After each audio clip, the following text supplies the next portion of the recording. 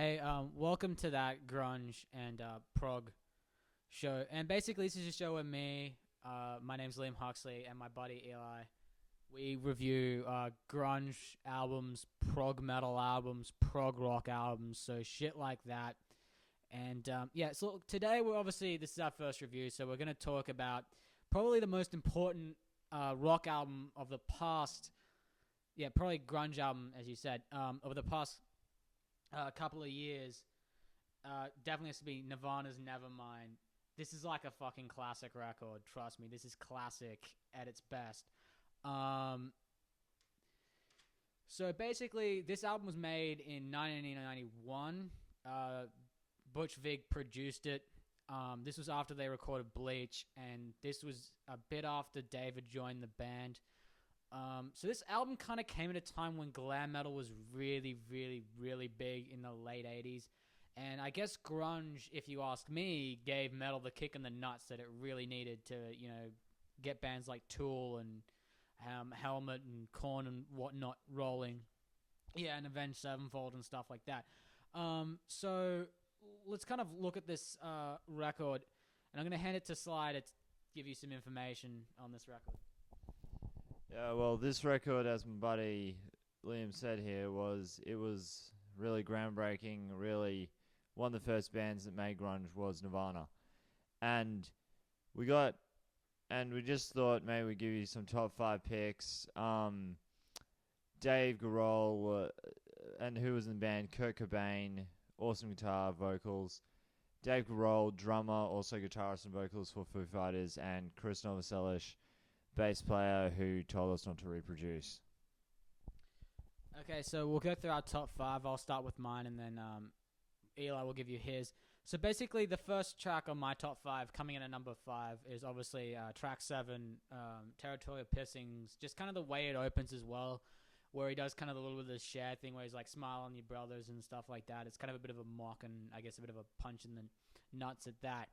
And coming in number 4 for me is track 8, Drain You, which is just fantastic in my mind. It would be a little bit higher, but there's a couple of better songs on there. Coming in number 3, and actually I think for both of us, Yeah. it's number 3, which is Smells Like Teen Spirit. This is fucking iconic. Just the clip. I think Billy Corgan said at one point that it wasn't the clip that Kurt wanted to make, but it's that iconic that song and that clip just link together. And I think if you showed anyone that clip, they would just be mind blown. And that's what I think videos again today really, really lack, is that type of just atmosphere in the clip. So coming at number 2 for me is track 9, Lounge Act. I love the introduction, the bass line to that. It's just Chris Novoselic at his best, in my personal opinion. It's really good, and it's fast paced, and the song is just smooth as.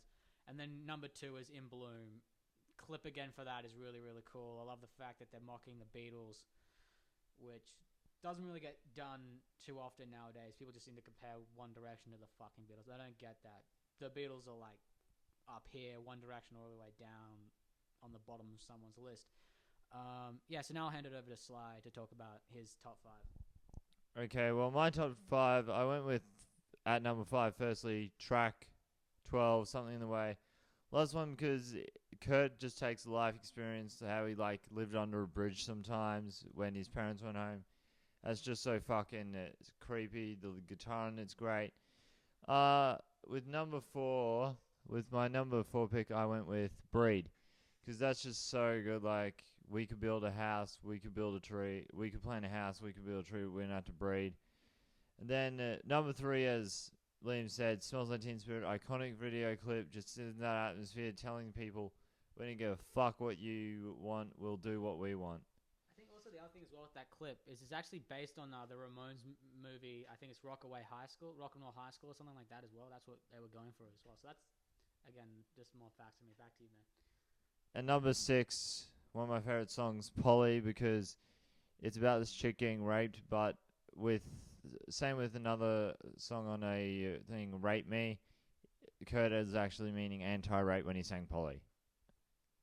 And number 5, offensive to Christians. Lithium, just great song, and it's probably one of the greatest Nirvana songs ever. Yeah, and actually also with that song, it was apparently going to actually have an animated clip, but then they were like, they didn't have the time or the money. So yeah, look, we'll just kind of wrap this review up. This album for me is definitely, we're going to rate it in fives, from like a 1 to 5. A 1 is don't check it out. A 5 is you definitely need to check it out. And this is definitely the definition of a 5. A lot of people say that In Utero is better than this. I actually like them both equally. I can't really choose between that.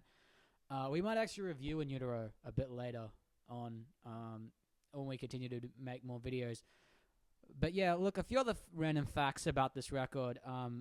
Like when they recorded track 12, Something in the Way, apparently like Kurt was singing so softly that Butch Vig just like, he was telling Kurt to like speak up and stuff, and I thought that was interesting. So. And apparently after they recorded Lithium, Kurt lost his voice for about 2 weeks from screaming like the last thing. Like if you ever hear the yeah bits, just you'll understand why. But Kurt did just keep soldiering on through all the tracks on this album was just really fucking awesome.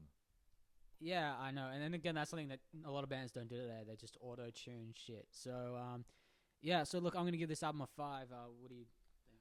I would give it a 5 too, because really groundbreaking record, one of the greatest grunge records of all time.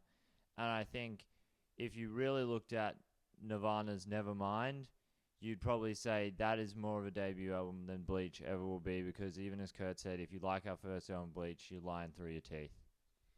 Yeah, and again, but I mean, I guess Bleach is more of the punk kind of rock ethnic of an album, and then this is more of like the grunge, and then, you get In Utero, which is kind of a blend between the two, hence why so many people love it. Yeah, so get your hands on Nevermind, go out and buy it, don't download it illegally. I don't think it's that album that you do that to. Do that to all your Nickelback and shit like that, because nobody cares about that crap. Funny thing was, as well, we'll just add this kind of as a little bit of a bonus fact. Limp Bizkit's frontman now, Fred Durst, I don't get this, but he tried to recreate the whole fucking grunge scene with Puddle of Mud and shit, and I was like, what the fuck, dude? You can't recreate Seattle. It's just, yeah. Anyway, look, that's all from us. We'll probably be making another video soon, so like, subscribe up above, comment, and give us your thoughts on the record. Just talk Nirvana and stuff, and we'll happily comment and talk back to you guys. That's it from us from this grunge show. So go out, grab a cold one, and watch this review. Shouldn't have done that at the start. Anyway, we'll see you later.